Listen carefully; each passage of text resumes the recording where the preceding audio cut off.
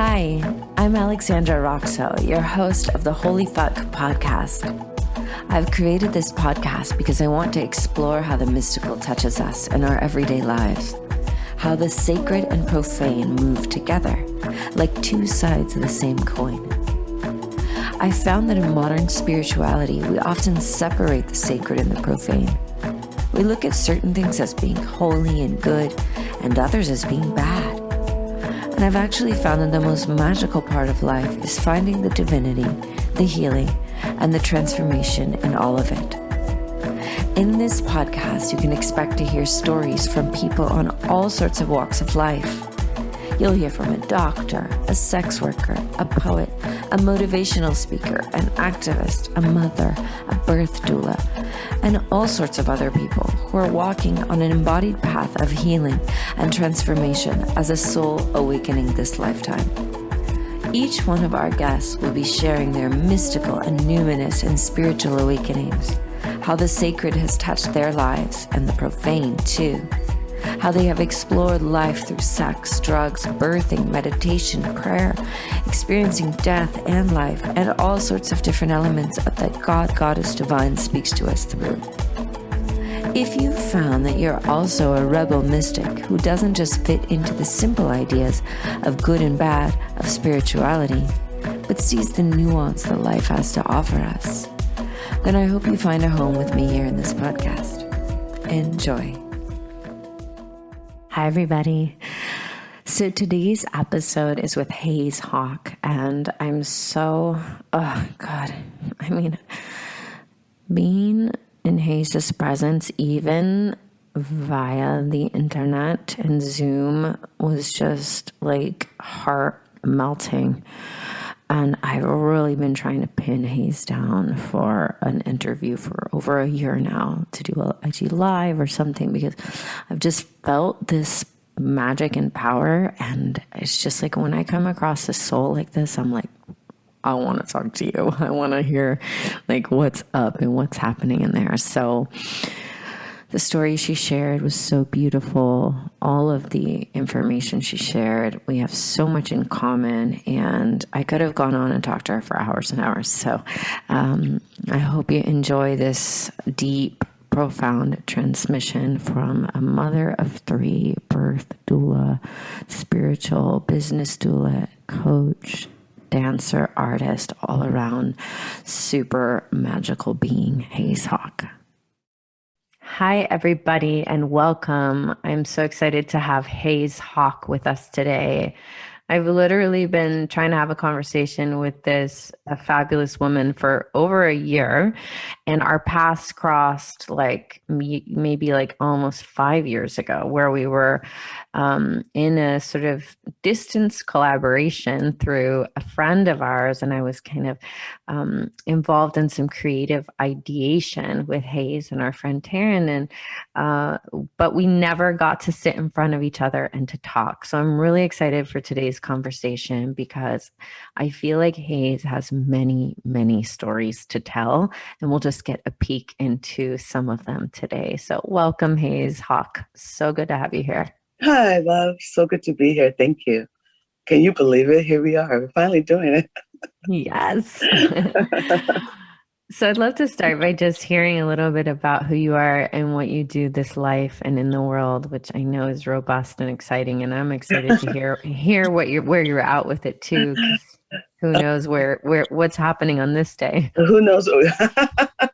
Exactly. Who knows where I'm going? I'm just trying to keep up with myself. I'm a heart-led spiritual facilitator, mentor, and master doula. And I believe and live for ceremony and ritual. And I am immersed in birth. Birth and death is kind of the theme of my life. That's what I do. That's what I'm up to. Amazing. There's so much there. I'm just like birth and death. She must have some Scorpio in her chart. I do. You do? Where is it in your chart? In my sun. And I have a few planets actually. Okay. So you're a sun in Scorpio. Mm-hmm. Okay. Moon So it makes Pisces. Oh, delicious. Yummy, right? Yeah. So you spend most of your days now working as a facilitator, healer, mentor, and also as a master doula. That's correct. And I'm also a student midwife, and I'm almost finished. Okay. Blessed be. Yes. And are you one more thing that I feel like is prominent, but I may be making that up? My one more thing. I'm a mother. I'm a Yeah. priestess. I'm a You're what? many other things, but I was thinking of the mother one. I was like, I I've think got she's also a yeah. mother. I've got 3 beautiful children. Well, one, in the love affair of Instagram and getting to know people in this weird sort of, virtual reality box is kind of where I like to think of it these days. But in that virtual reality black box, I have loved reading and experiencing Haize's stories about her children and just like these little anecdotes of her teenagers, like sending them off into the world and their passion and the stories that you share so generously here and there. They kind of like pop in, and I'm just like, oh wow, that is such a it seems so intense and so real and so strong in a way. Your identity as a mama. Thank you. Thank you. Yeah, it was really important to me. I have 3 children. They're all very different. So I don't mother them all the same way. My core beliefs are the same, and the way I be with it is the same, but how it lands on them could be different because they're uniquely themselves. And so I've always just kind of spoken to them directly to their heart space so that they can hear what they need to hear. And it's not like it's a blanket statement. So they're all really magical creatures. I love these kids. I like them a lot too, because they're very interesting. They have their own thoughts, their own point of view, their own minds. And it's pretty exciting, Wow. to see what they're up to. They're up to big things. Oh, it's amazing. It's amazing. So how did you, before we get into sharing your story for today, how did you get into the work that you're doing now? It seems like perhaps if I'm, putting two and two together, that there could be a link between being a mama and also bringing birth and life into this world. I'm so curious. Yeah, yeah. I mean, I was in a whole other career, like on another path. Um, my friends to this day who have known me since college or high school, they're like, what are you? You're doing what? you know, I was a dancer. I still in my heart am a dancer. But I did that from the age of 3, starting in Spain till like 30 something professionally off and on. I started with the ballet company, the flamenco group, and then I started doing African Brazilian and African Caribbean. And then I went and started touring with musical theater and Oh my gosh. I know all these things. And then I got pregnant with my son, Jahi. And it was the labor, like it changed everything. I had this woman there who was friends with my midwife, and she just offered herself to me, like, I'm here, I can totally assist and help. And I said, okay, sure, why not? And like an hour or two in, I was like, what is this that you're doing? Because you're saving me. You're like, what is this? And she said, I'm a doula. Oh, And I was like, okay, great. What is that?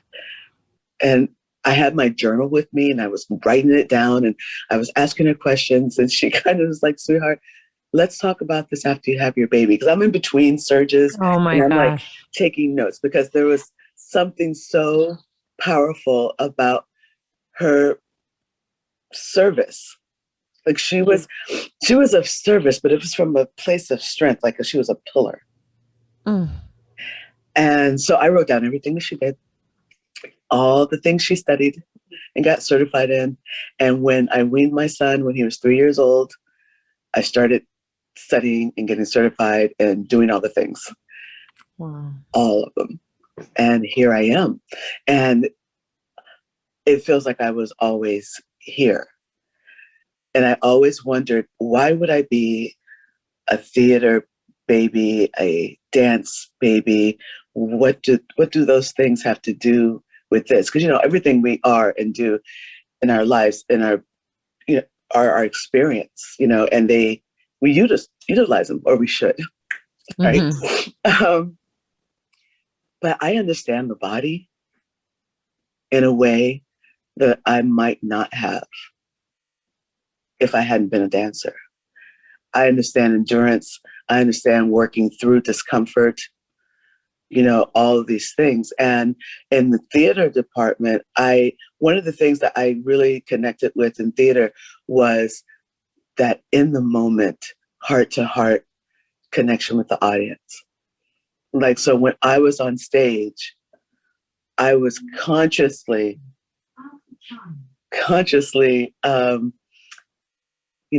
sending love and sending energy and really trying to have it be a transformational experience for the audience and as well as for myself.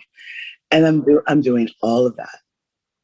I'm using all of it now, and it's pretty incredible. I'm very blessed, very grateful. And I never thought I would be a doula. I never thought I'd be a mom. But I do love it. I do love it. And and I love being a doula, and I love being a student midwife. And when I get to, help catch these babies, help these moms, deliver their own children, these dads deliver their own children, it's just like, it's pretty powerful, it's pretty powerful. Yeah. I love it. Wow. I had no idea that you came from a theater and a dance background. And, I come from a theater background also. Me too. And film and TV and dance too. I mean, I stopped dancing much younger. I stopped dancing in when I was 18, and then I went to NYU for theater and writing and playwriting and storytelling and all. I was really, I'm still on the path of a storyteller and an artist, but I sort of have translated it into the healing spaces. But I love hearing that about you and how, like, just the seasons of life that we're allowed to have. I think, we're taught that we're supposed to figure out who we are, what we do, and just do it. And every one that I know has had multiple seasons of their career and their gifts. And like, there's nothing wrong with that. It's incredible. And one thing does, like you said, build on another, or we translate it, or we use part of it, or, it doesn't have to be so black or white. Like you said, when you're on that stage, you're still transmitting love, and it's like, now you're just doing it in another form. So I love hearing that. And, one of the things that's always drawn me to you is the love in your presence, the amount of heart that comes through your presence. And we live in a very, polarized, intense, aggressive, like, I don't know what there's many words we could describe today's world, fearful world. And especially like online, there's so much fear and so much, blaming and shaming and all these things. But I watched you over this past few years, but especially this last year, stay in your heart. And I was like, wow, this is a woman who's really living the practice of love. And I didn't ever see you sort of go, and it would have been fine if you did go into anger, blame, shame, fear, like, we're human. But there was such an integrity to your heart. And that was really inspiring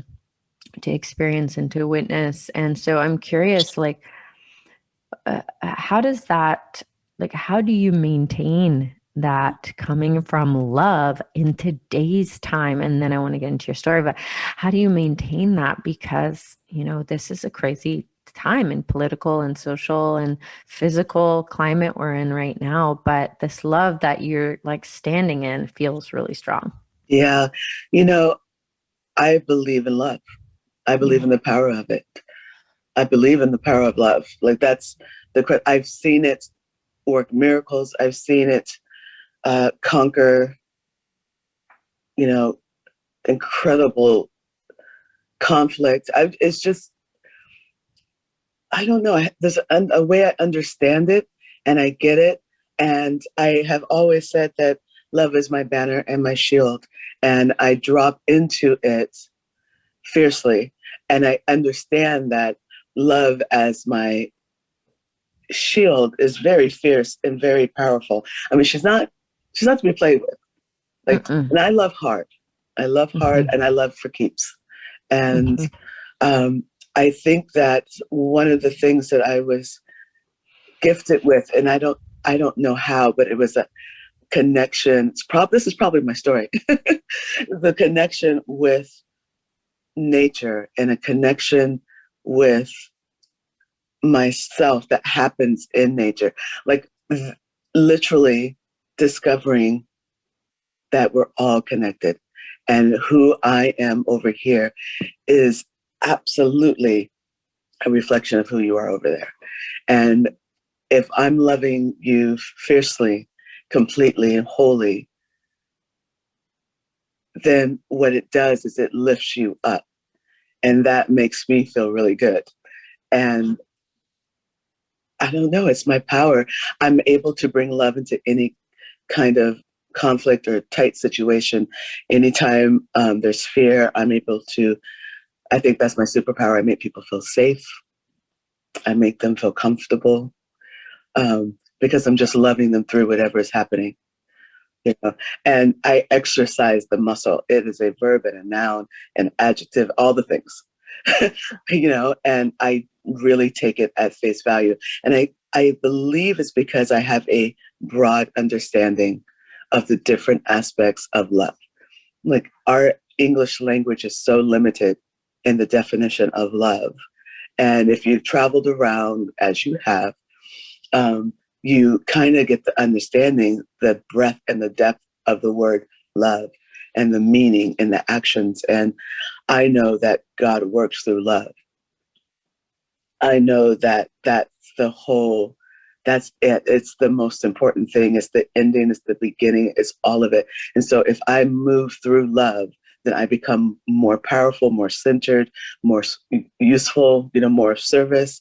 And that's literally, that's all I'm doing. It seems like it would be a real complicated thing, but it's a conscious choice. I'm constantly choosing love. Like I wake up in the morning and I say, I love myself. I love my life. I'm blessed with this life and I'm blessed with work. I love it. You know, and I just start moving through that. And so everything I do, everything I say comes through the filter of love because I understand the intelligence of the heart. I understand that it's a intelligence that's running my body. So I don't really think things through. I feel things through.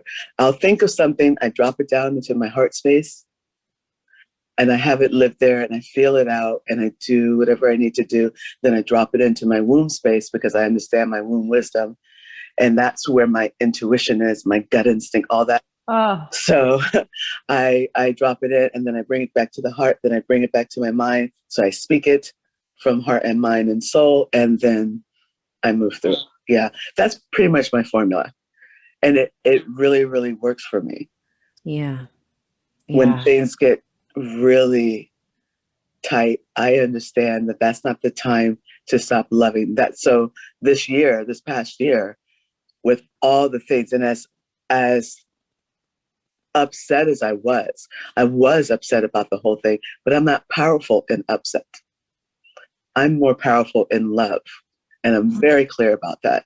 So what I could do during this whole realignment that was happening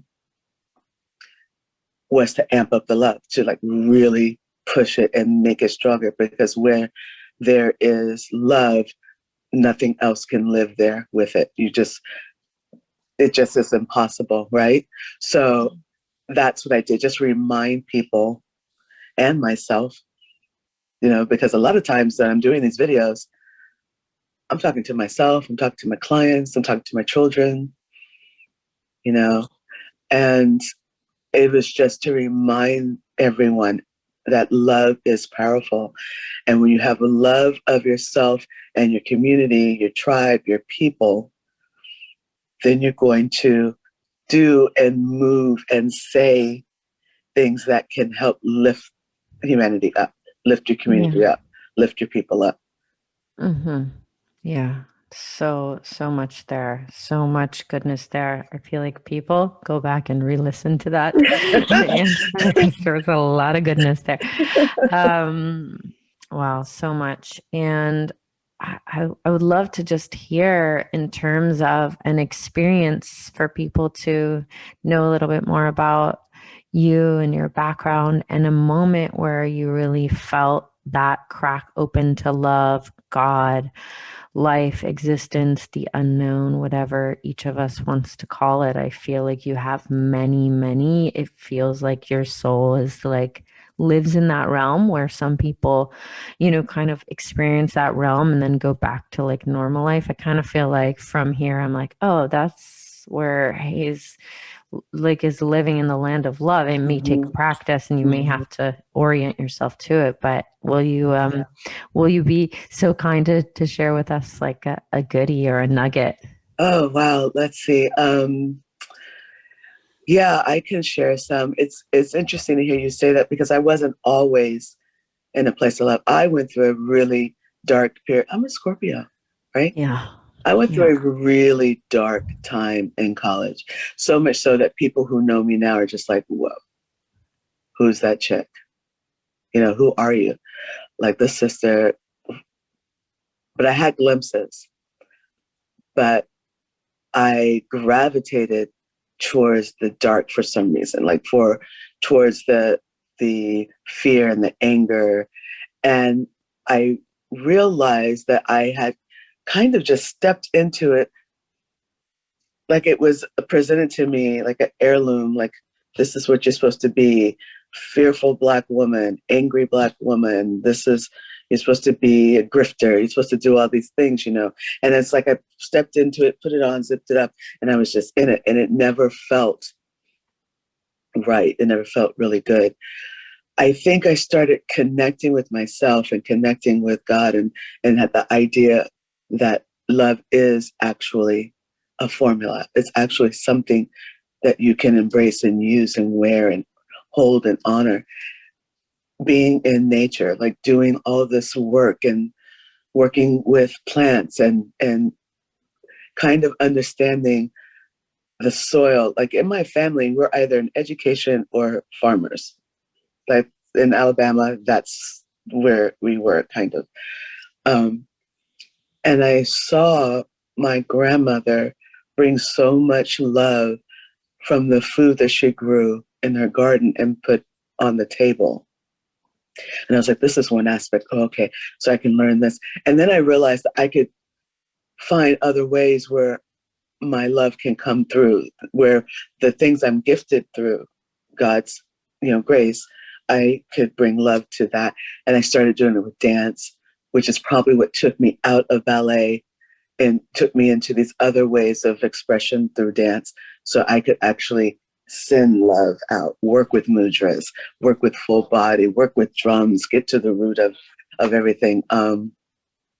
So when I took my toe shoes off, I thought I was ending everything and I was very fearful. So that fear came back in, but I decided to go to this village this is when I lived in New York. And in New York, I was studying at Alvin Ailey and studying at Strasbourg and dancing at Martha Graham. So it was a magical time, but I decided to go to this little village in Vermont and sit and study with Diani Wahu on the land.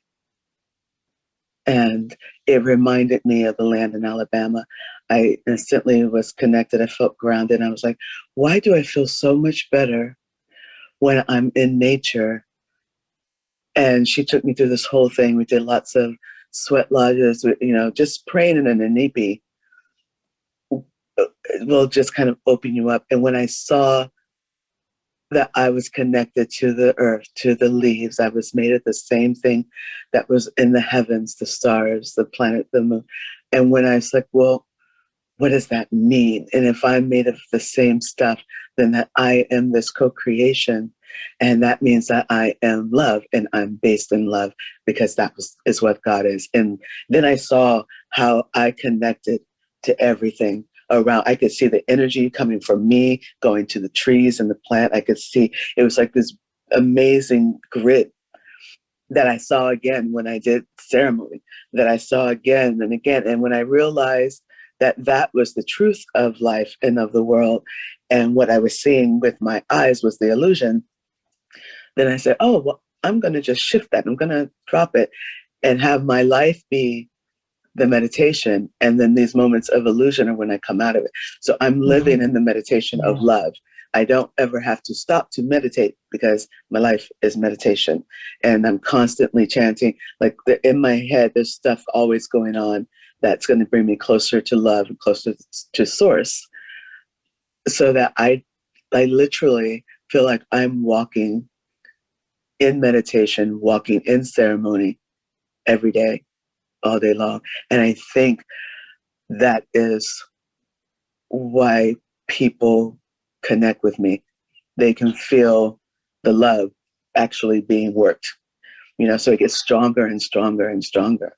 Wow. But it was really me just being on the land and looking at the trees and the leaves and matching my breath to the wind as it was moving through the leaves, and the leaves were moving, and I would just align my breath with that and just kind of be with it, laying on the earth, getting my rhythm with the earth's rhythm, that heartbeat that's in the core of the earth. When you lie down on it, it takes a little bit of time, but then you can feel it and you can just match your rhythm, your heartbeat to it. It's incredible. It is truly peace on earth. And so I can walk through fire. I can walk through fear. I can walk through racism, classism. I can walk through all those ism brothers. I can walk through all the muck and the junk, and I can have the courage to excavate my stuff, like where I'm showing up small, where I'm being, petty.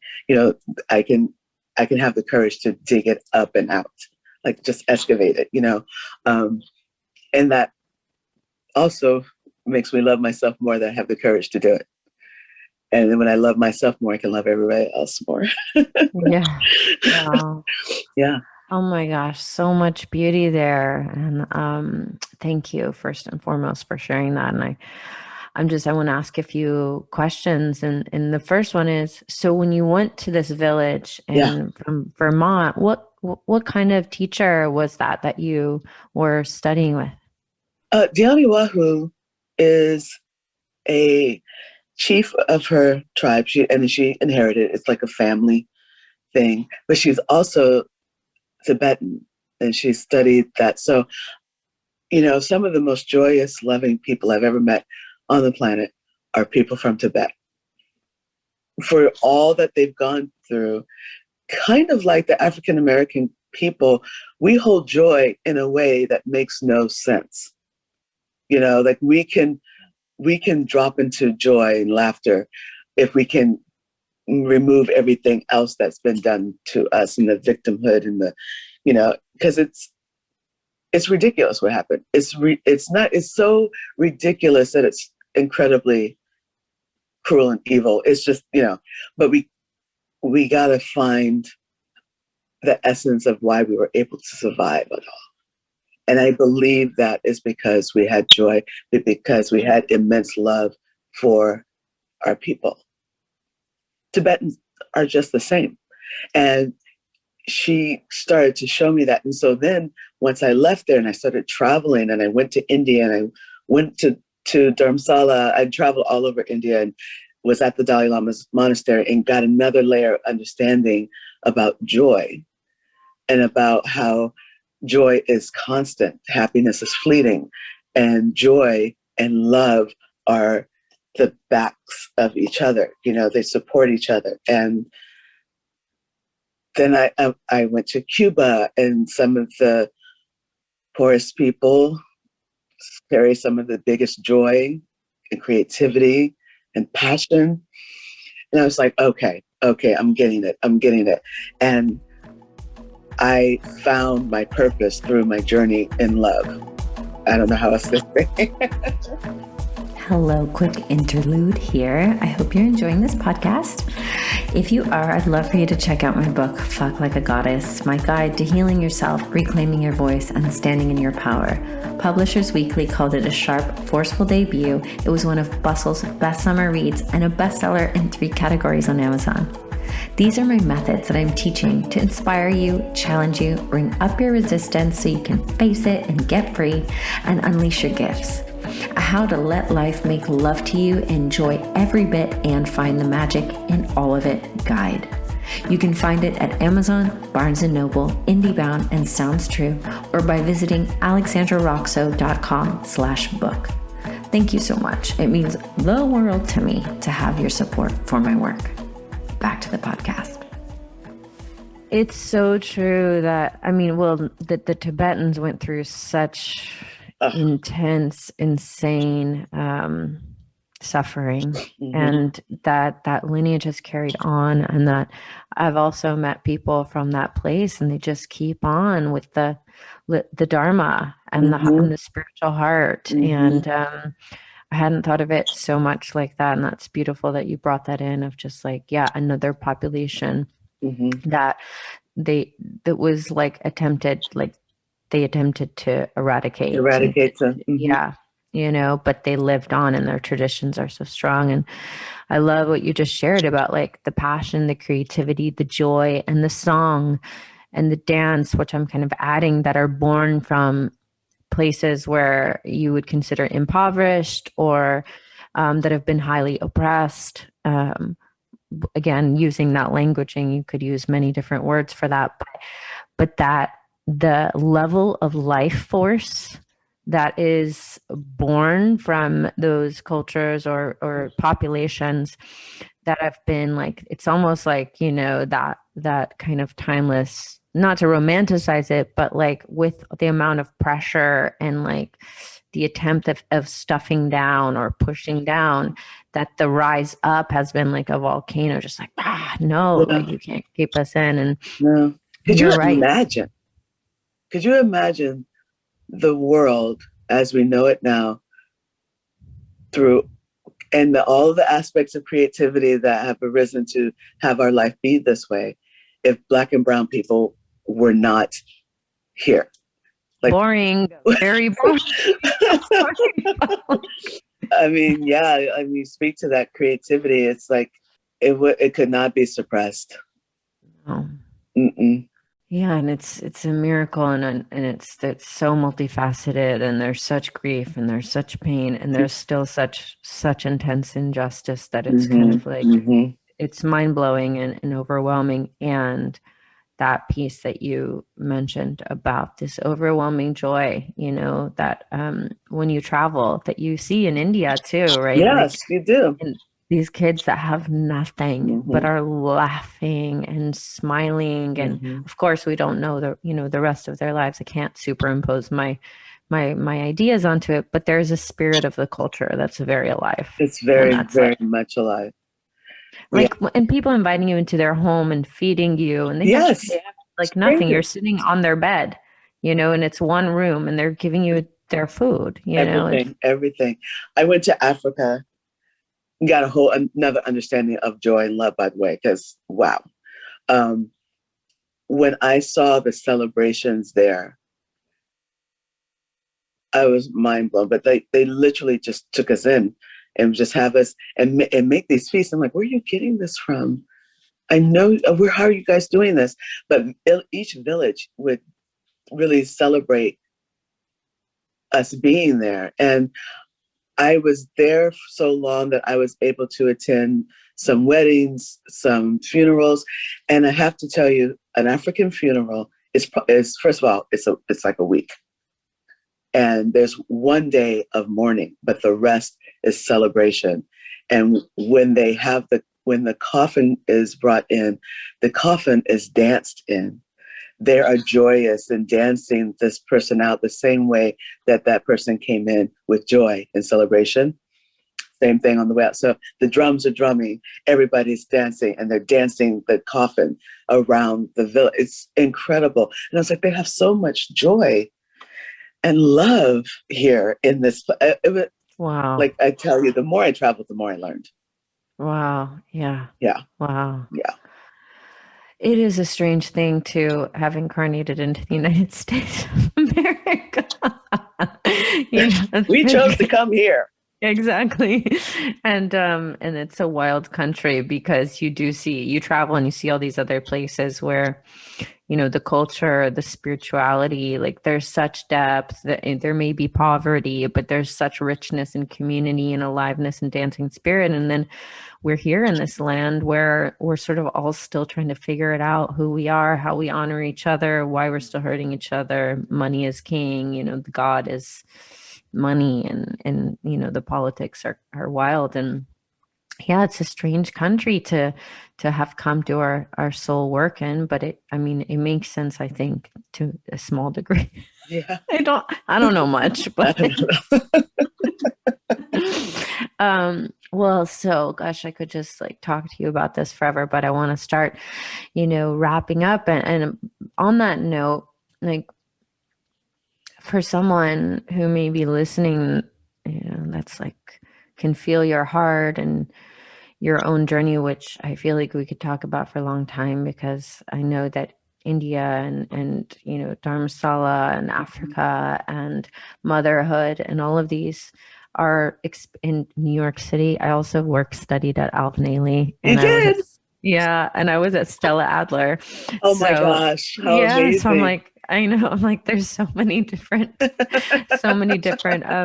some pieces that we could continue to talk in. But as I'm saying this, I'm like, it feels like a life that you've lived so richly and boldly. And often I hope that for young people nowadays, that they have the courage to like take off and travel or, follow their dreams. And for anyone listening, in terms of how you had the courage to follow your own path and to take these risks, like, is there anything that you would say to someone who's just like, but I don't even know where to begin with my own path? Yeah, I think dropping in and asking what it is you're up to. Like, who am I? What do I want to do? What is my purpose? And if you don't know what your purpose is, how do I find my purpose? And then wait for the answer. Like if you drop in the prayer space, a meditation space, and then wait to receive that answer after you deeply and genuinely have asked, you will hear what to do. It's usually about following your passion, following the thing that you're interested in and diving into it whatever way you have to. So I came from, a family that we didn't have a lot of things. Like we were just, but we were very, very happy. But my mom and dad found a way for me to explore the things that I was loving. They made sure I had PBS because PBS was my gateway. I saw ballet, I saw theater, I saw painting and reading, and I fell in love with art and all that. And then I had the library, I could dive in, and there were videos, and then it just kept coming because that which you focus on and put your intention and attention on is what you're going to pull forward towards you. And as I was pulling it towards me, I was walking towards it. And it just continued to lead me, and I allowed it to lead me. And I kept asking and asking and asking. And I expected an answer, and I always got it.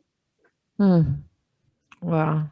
Oh, that's beautiful. I like the PBS and going to the library, that kind of line of curiosity and inquiry in today's world of technology. I often wonder like how I would have done, approached my own way where those moments of going to the library or like mom taking me into downtown Atlanta to see an art show or a movie or whatever, like, they were so profound. And today with the internet and like, what's it like for your teenagers? Like, let me just. So curious. So today, there is no reason why you cannot be well studied in anything because of YouTube and the internet and things like that. My daughter, my youngest, Bodhi taught herself beauty makeup, taught herself special effects makeup. She's 14 and she's really good. Like, she had an interest and I encouraged it. I was like, okay, great. Let's get you some makeup. Okay, great. Let's get you some special effects things. She was like, I need to make some prosthesis. I'm like, okay, how do we do that? She said, I need latex and I need this and that. And so I just encouraged it. And she's so good now that people have her do things for them. Like, she's really, really good. So I think that nowadays, if you want to utilize, I mean, it's here. All this stuff is here and it's not going anywhere. So if you want to utilize it in the highest vibrance, the highest frequency, the highest way that you can, then see what your kids are doing on there, see what their interest is, and then help them find their connection to that interest that can be expressed through them. Mm-hmm. Instead of living voicelessly through somebody else, let's see how we can connect you in there. But one of my daughters used to love, I think it was Satori, used to love watching those shows where people, like America's Got Talent and American Idol and all those things. And I said, but I don't want you to sit on the couch watching other people live their dreams. Ooh. I want you to live yours. So what about them is pulling you to the TV? Like, not that you can't watch it, but there's something that's pulling you to it. And then we started her in dance and we started her in theater. And so now she's really clear about what her path is and what she's doing. And she will still watch those things every now and then, but she's not like constantly obsessed sitting there doing it. She's still living her life. She's still doing her thing and gaining inspiration from them, which is different. Oh my gosh. Yeah. It's so important for all of us, all ages. It's like, if we're super, super drawn to looking at some specific social media accounts or whatever it is, asking that question, why? What is it here that I'm hungry for? And how can I live that in my own life? And I love like Pinterest and movies, and I love visual inspiration as a way to know my own soul, so that I can go, oh, like my soul is craving, let's say, looking at a picture of Penelope Cruz. Why? And I'm like, because I haven't been in my sensual, like sort of Latin side, and I'm just like dying for that, and I'm like, okay, I need to feed this part of me that is like caliente, that needs to dance and like be like a pouty woman some days or whatever. I've gotten too organized with my emotions or whatever. So there's such wisdom in us, not just watching the thing on TV, going on the Instagram, on the TikTok, but going, why am I keep going to this one TikTok or this one Instagram account or this TV show? And like, why? What in my own soul is saying, hello, look at me. I'm like dying to be expressed, Exactly. Or you just love how it makes you feel. Yeah. Yeah. So if that's the feeling that you're looking for, how can you cultivate that? Exactly. You don't have to become it necessarily. You don't have to go, oh, it's literal. I got to go on America's Got Talent, or, I got to do my hair like Alexandra or Haize. But it's like, it's like, what is that feeling? And that I was thinking about that sitting here with you. I'm like, the feeling that you offer is this like heart-based feminine. I'm like, like it's a darshan feeling of like the heart. Yes. I mean, I believe in Bhakti Yoga. Yes, it is. It's darshan. And every time I'm with someone, it's darshan. It's so beautiful. And for those of you listening who don't know that word, it's a Sanskrit word. And darshan, my interpretation, which is not probably exactly literal, but it's like you're being blessed by someone's presence. So I've gone to see Amma, the hugging saint, many times since I was 18, and I get a darshan, a blessing from her, of her spiritual heart, her presence, and her hug. And I always joke to my friends that like, I don't care what I do or like really what kind of money I make, but I want my presence to be a blessing in any room, and my heart more than anything. I get that. I feel that from you. Well, it's my intention. I want to leave people feeling better. So when I have left the company of someone, I want them to feel loved up, feel great about themselves and about their life and about what they're going to do. That's like a conscious intention every single time. So. Well, just to pull one question back into your story. Yeah. So that moment where you were on that beautiful land in Vermont and you were feeling what it sounds like, this like oneness with all. Yes. Was it an experience that involved any kind of plant medicine or breath work or chanting, or was it just like this kind of moment where it was like, oh my God, like I'm seeing this grid of existence? So it started off in prayer and in meditation. And then I asked to feel God. And I had never asked before. Wow. And I asked to feel God. And then I asked to feel God's love. And that did it. And then I realized that I had been separate of self. And so when I felt the connectedness and then I opened my eyes and saw the interrelatedness with all things, I was like, got it. Thank you. And I was so enormously grateful that I just said, I promise not to forget that love. And from then on, I started just really cultivating it and being with it and working with it and utilizing it and strengthening it and then sharing it. Wow. That sounds really special to have that experience. I mean, I think a lot of people take psychedelics or go into to feel that sort of oneness, and it can also happen spontaneously, and it can also happen in meditation, prayer, singing at church, at a birth, at a death. Definitely at a birth. Yeah. That's a constant reminder for me as I see, these women in this journey, these men in this journey, those who identify as women in the journey, those who identify as men in the journey. It is one of the most powerful places of connectedness and deep, deep love that I've ever seen. And just the reminder, because every time life is coming through is a promise of hope and love, no matter what way it happened. It's possibility. Yeah. So because you have such a strong kind of like resonance of love, what do you do when fear comes in, and how do you kind of work with that? And I get afraid all the time.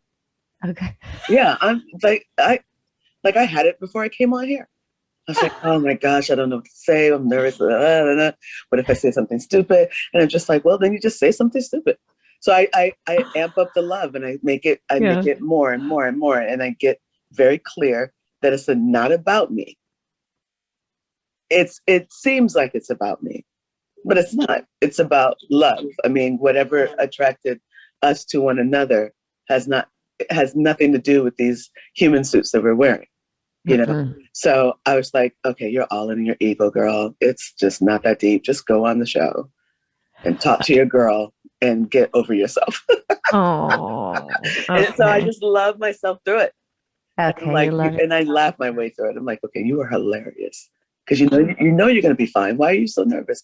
But like the sinking fear is just like in my gut, and I was just like, and it's like, oh, I'm shallow breathing. Let's breathe. Come on, love, breathe. And so I started breathing, and then I was like, what's the biggest thing? What are you so afraid of? And I was like, well, what if I make a fool of myself? And then I said to myself, well, girl, have you not made a fool of yourself before? And I'm like, yeah, that's true. And then I start laughing, and I start laughing my way through it even more. I'm like, I love that you still have the nerve to have fear around your purpose. So that's really cute. And then I just start laughing again, and then I'm back. Then you're back. Oh my gosh, that's such a beautiful process. Thank you for letting us into the process. It's You're so welcome. I feel like we all have areas in life where I kind of think of it as like where fear has a greater access point because it's like just a softer part of ourself, or like, I don't like to say weak, I guess, but it's like, okay, this area fear creeps in or whatever. I think we all have those different places, and there may be other places where it's like, no, I'm not scared at all. Right. And sometimes like I'm for some reason not scared of looking foolish. I think I kind of get off on it, which is, it's creepy in its own way. I'm kind of like, I don't care. This is like the rebel in me who's like, I don't give a fuck. But then I have fear, like when I park my car at night and I have to walk because I've been chased and I've been assaulted several times, and like that just doesn't go away. It's like I've tried, and like my friends or my man will be like, you're okay. And I'm like, you don't understand. Like the fear comes in, and like the rapid heartbeat and the shallow breathing. And, you know, I do the same things as you are doing to you, just in a different context, you know, where I'm like, I do chanting and breathing and laughing and praying. I bring in that light too, you know, especially if I'm like, there's certain things that I, like right now I'm working through, you know, this fear that I have about my dad transitioning. He's here with me now, but he's 84, you know, it's going to be 85 in May. And so I was like, okay, so I'm working through that now, but I just bring that love light, and I surround myself with it, and I visualize it, and I put it around me, I put it around my dad, and I just commit to loving strongly now. You know, but I don't have fear around death. You know, I just feel like I'm going back into love void, and okay, cool. I get to merge with God. Yay. Yeah. You know? So for me, that's, you know, that's cool. Yeah. I know. I agree with you. My fear of the death place is like the in between, like the Bardo, where apparently things get a little crazy. 40 days of like, just trying to work it out. I'm praying that I can just go beep, beep. Yeah, just pop through. Yep. Yeah, I mean, with the place that your spiritual heart is at now, and all those babies you keep bringing in, I would not be surprised if you're just like, I nailed it. Check. Enlightenment, unconditional love. We're good. Right. It's hard to exercise that. The true meaning of unconditional love, because especially as parents, because most parents don't love unconditionally. But I was like, okay, what's the biggest gift I can give my kids? So I can't get mad at them and stop loving them because they don't do what I say. You know what I mean? That's so ridiculous to me. So once they understood that my love for them was really, truly unconditional, like they, you know, they didn't have to get good grades from me. You know, I might, you know, I was like, I'm always going to love you.